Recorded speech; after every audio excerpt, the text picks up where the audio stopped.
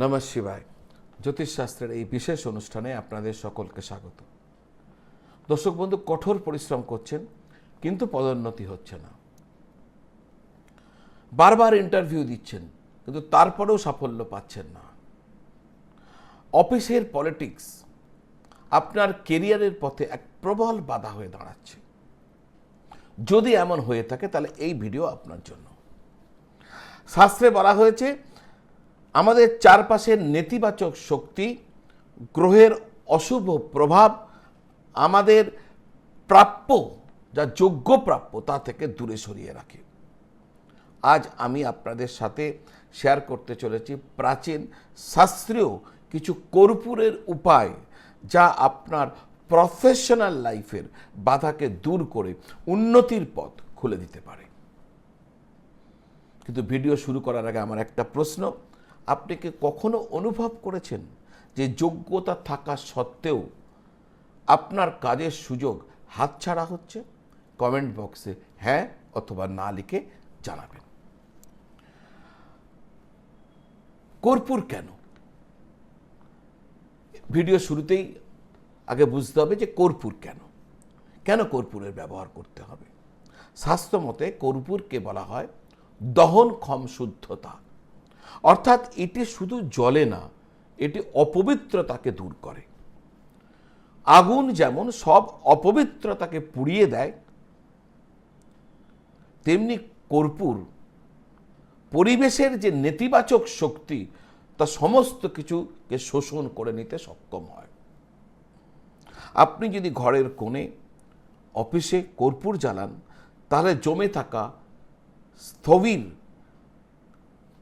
নেতিবাচক শক্তি, stagnant energy দূর হয়ে যায় আর আপনার কাজের ক্ষেত্রে গতি বৃদ্ধি পেয়ে যায়। দ্বিতীয় হচ্ছে কর্পূর মন চক্রের উপর এবং ফোকাস এর সাথে রিলেটেড। কীরকম? আধ্যাত্মিক মতে কর্পূরের সুগন্ধ আমাদের আজ্ঞাচক্র, থার্ড আইকে এবং সহস্রার যে চক্র রয়েছে, সহস্রার চক্র, তাকে প্রভাবিত করে। এর ফলে মন শান্ত হয়, বিভ্রান্তি কমে, সিদ্ধান্ত নেওয়ার ক্ষমতা বাড়ে। কেরিয়ারের সব থেকে বড় প্রবলেমটা কি? কেরিয়ারের ক্ষেত্রে বড় সমস্যা কি? বড় সমস্যা হচ্ছে confusion and lack of focus. আর এখানেই কর্পূর আপনাকে সাহায্য করে। কর্পূরের সাথে গ্রহ এবং বাস্তুর একটা সংযোগ রয়েছে। চন্দ্র হচ্ছে আপনার মন, আর বুধ হচ্ছে বুদ্ধি, বাগ্মিতা, কমিউনিকেশনস, যোগাযোগ। চন্দ্র শক্তিশালী হলে মন স্থির হয়, বুধ শক্তিশালী হলে আপনার বুদ্ধি, কমিউনিকেশন স্কিল, বাগ্মিতা এ সমস্ত কিছু বৃদ্ধি পায়। ইন্টারভিউ, মিটিং, প্রেজেন্টেশনস সব জায়গাতে কিন্তু এই গুণগুলো দরকার। তাই এক্ষেত্রে কর্পূরের একটা বড় ভূমিকা রয়েছে। কর্পূরের একটা বৈজ্ঞানিক ব্যাখ্যা, প্রতিটা জিনিসের একটা ফ্রিকোয়েন্সি থাকে। কর্পূরের ফ্রিকোয়েন্সি কিন্তু খুব উচ্চ, হাই ফ্রিকোয়েন্সি। ফলে হতাশা, আলস্য, রাগ এই সমস্ত নেতিবাচক শক্তিকে কমিয়ে দেয়। এছাড়াও কর্পূরের গন্ধ স্ট্রেস হরমোন কমায় আর এন্ডোরফিন বাড়িয়ে দেয়। ফলে আপনি অনেক বেশি ফোকাস আর এনার্জেটিক হয়ে ওঠেন। দর্শক বন্ধু, এবার বলবো কর্পূরের 3টে শক্তিশালী প্রাচীন প্রয়োগের কথা, উপায়ের কথা। কিন্তু তার আগে আপনারা যারা আপনাদের জন্মপত্রিকা আমাকে দেখাতে চাইছেন, জ্যোতিষীয় প্রতিবিধান নিয়ে জানতে চাইছেন, জ্যোতিষের পরামর্শ চাইছেন, তাহলে আপনারা আপনাদের বাড়িতে বসে অনলাইন ভিডিও কল বা টেলিফোন কলের দ্বারা আমার পরামর্শ বাড়িতে বসে পেয়ে যেতে পারেন। আর যদি মনে করেন সরাসরি চেম্বারে এসে দেখা করব, তাহলে সেক্ষেত্রে তাও করতে পারেন। দুটি ক্ষেত্রের জন্য এই স্ক্রিনের নিচে যে নাম্বার দেওয়া আছে 9830564500, এই নাম্বারে ফোন করলে বা হোয়াটসঅ্যাপ করলে আমি বলে দেব অনলাইন পদ্ধতিতে জন্য বা আমার চেম্বারে যোগাযোগ করার জন্য আপনাদেরকে কিভাবে কি করতে হবে, আমি সমস্ত কিছু আপনাদেরকে বলে দেব। যদি আমার পরামর্শের প্রয়োজন হয় তাহলে যোগাযোগ করে নেবেন। এবার জানা যাক 3টে শক্তিশালী উপায়ের কথা কর্পূরকে কেন্দ্র করে, যা অত্যন্ত ফলপ্রদ।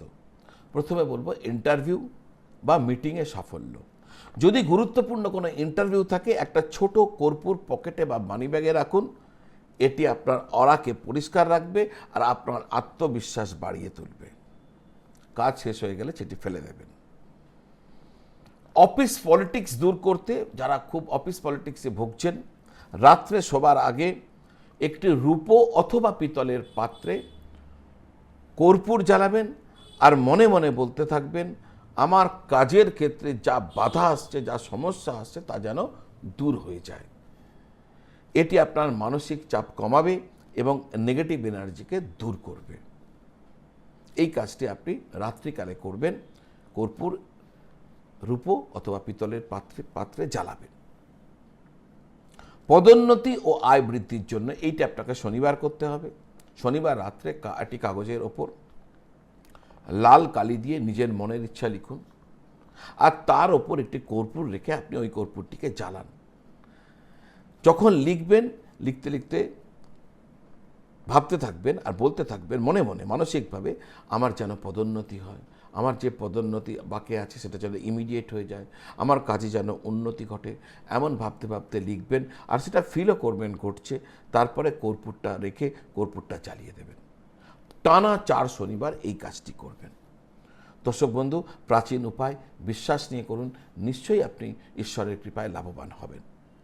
সব সময় চেষ্টা করবেন ভীমসেনী কর্পূর, যাকে বলে পিওর কর্পূর, ভীমসেনী কর্পূর ব্যবহার করতে। সিনথেটিক কর্পূর আপনি এড়িয়ে চলবেন। সিনথেটিক কর্পূরে কোনো লাভ হয় না। কর্পূরের একটা বিশেষ গুণ আছে, কর্পূর জ্বলে যায় কিন্তু কোনো ছাই রাখে না। এটা কি বোঝায়? অহংকার ত্যাগ। কেরিয়ারের ক্ষেত্রে সব থেকে বড় বাধা কি হলো? ইগো।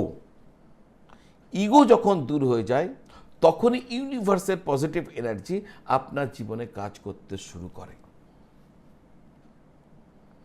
সবশেষে একটা কথা বলবো, এই সমস্ত উপায় আপনাকে পথ দেখাবে, কিন্তু সাফল্য আসবে আপনার পরিশ্রম এবং দক্ষতা থেকে। ভিডিওটি ভালো লাগলে লাইক করবেন, বন্ধুদের সাথে শেয়ার করবেন আর কমেন্টে অবশ্যই লিখবেন, এই কর্পূরের উপায় আপনি আগে কখনো ট্রাই করেছেন কি? হ্যাঁ বা না লিখে জানাবেন। দেখা হচ্ছে পরের ভিডিওতে। আপনারা সকলে ভালো থাকবেন আর সকলকে ভালো রাখবেন। নমস্কার।